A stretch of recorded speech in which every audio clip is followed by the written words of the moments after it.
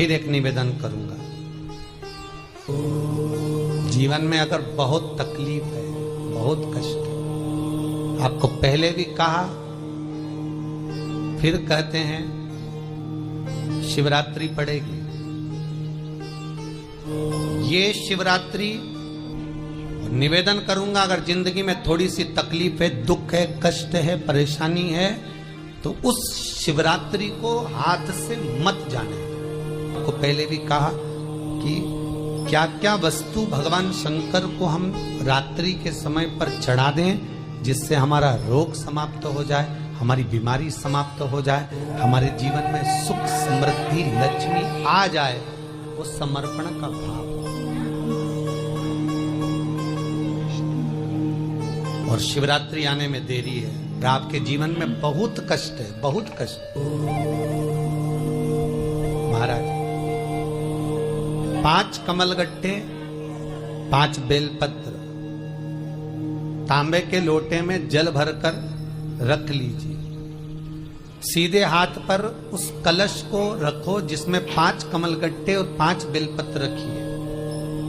श्री शिवाय नमस्तुभ्यम शिव महापुराण का मूल मंत्र, जैसे भागवत का मूल मंत्र है ओम नमो भगवते वासुदेव। शिव महापुराण का मूल मंत्र है श्री शिवाय नमस्तुभ्यम।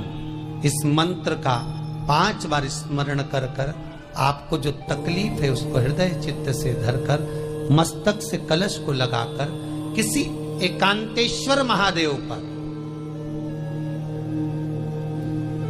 एकांतेश्वर महादेव मतलब अपने गांव से, नगर से, शहर से जो बाहर खेड़े में हो, बिल्कुल बाहर, जिस शिवलिंग पर कोई पूजन करने ना जाता हो, एकांत में बैठे हो, जंगल में बैठे हो, कहीं किसी वृक्ष के नीचे विराजमान हो, ऐसे एकांतेश्वर महादेव पर अपनी कामना कर कर वो जल समर्पित कर दो। 1 बेलपत्र, 1 कमलगट्टा उठाकर अपने घर पर लेकर आ जाओ। जो तकलीफ बहुत ज्यादा हो रही है 5 दिन में आपको मालूम पड़ जाएगी, 5 दिन में अंतर आ जाएगा। शिव का अनुमोदन करो, शंकर का स्मरण करो। महाराज शिव का, शंकर, मेरे बाबा विश्वनाथ का स्मरण करो, मिलेगा। फिर निवेदन करूंगा, ब्रह्मा ब्रह्मलोक में रहते हैं, भगवान विष्णु बैकुंठ में रहते हैं। मृत्यु लोक का अगर कोई देव है तो वो महादेव है। पृथ्वी का अगर कोई देवता है तो वो देव अधिदेव महादेव है। पर हमारी आदत है, हम पड़ोस की काकी आती है तो उसको प्रणाम करते हैं, मासी सास आती है तो उसको नमन करते हैं, चाची सास आती है तो उसको नमन करते हैं, और घर में सास बैठी रहती है उसको कभी नमन नहीं करते। आदत है ना हमारी।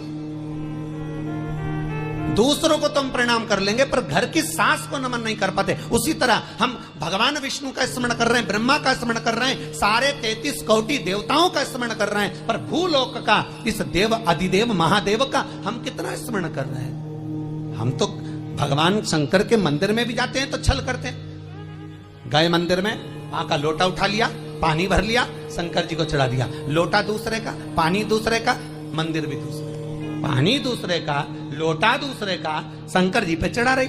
अगर शंकर को जल चढ़ाना है तो घर से लेकर जा, लोटा भी घर से लेकर जा। और अगर मंदिर का पानी लिया है, मंदिर का लोटा लिया है तो 1 रुपए लोटे का किराया, और 1 रुपए जो लाइट जली, पानी भरा जिस पुजारी ने, उसका 2 रुपया दान पेटी में डाल, तब जाकर तू शंकर को पानी चढ़ाएगी, तब शंकर उस जल को स्वीकार करता।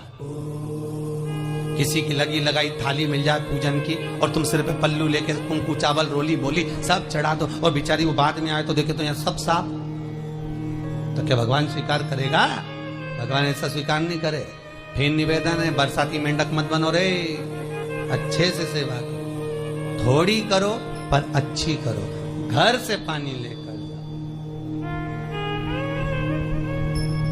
किसी की लगी लगाई थाली में से कुंकू चावल चढ़ा दोगे तो कुछ मिलना है क्या? अरे बोलो तो। विष्णु पुराण में तो यहां तक लिखा है कि किसी का लगा हुआ दिया, किसी का दिया मंदिर के अंदर रखा था, तुमने अपना डब्बा खोलकर बत्ती निकालकर उसके दिए में रखकर जला दी और सोच रही है कि मैंने खूब बड़ा काम कर दिया, तो उसका तो फल ही नहीं मिला। विष्णु पुराण कह रही है, खुद का दिया, खुद की बाती, खुद का दीप अगर जलाती तो फल मिलता। किसी मंदिर में तुम रोज डब्बी लेकर जाओ, बत्ती लेकर जाओ, मना नहीं है, पर उस मंदिर में पहले से 5 दिए, 7 दिए, 11 दिए तुम रखता रहो तो जलाओ। दूसरे के रखे हुए दिए में 50 बार बाती जला कराना, उसका कोई फल नहीं मिलने वाला, उसका कोई फल नहीं है हमारा। खुद का जल लेकर जाओगे, खुद का लोटा लेकर जाओगे तो फल। यहाँ तो स्वयं भागवत कह रही है, राजा बलि के सामने वामन भगवान कहते हैं, राजन तेरे कमंडल को लेकर आ, उससे संकल्प छोड़, अगर मेरे जल का संकल्प छोड़ेगा तो उसका कोई फल नहीं मिलने वाला। और अगर कोई यहाँ आता भी है तो साथ में पानी की बोतल लाओ, चावल लाओ, पूजा की थाली लाओ, फिर बैठो। अपना संकल्प अपना होना चाहिए, उसका फल हजारों गुना प्राप्त होता है। दूसरे का जल, दूसरे का चावल स्वीकार कर लिया, उससे फल की कामना नहीं है, मिलता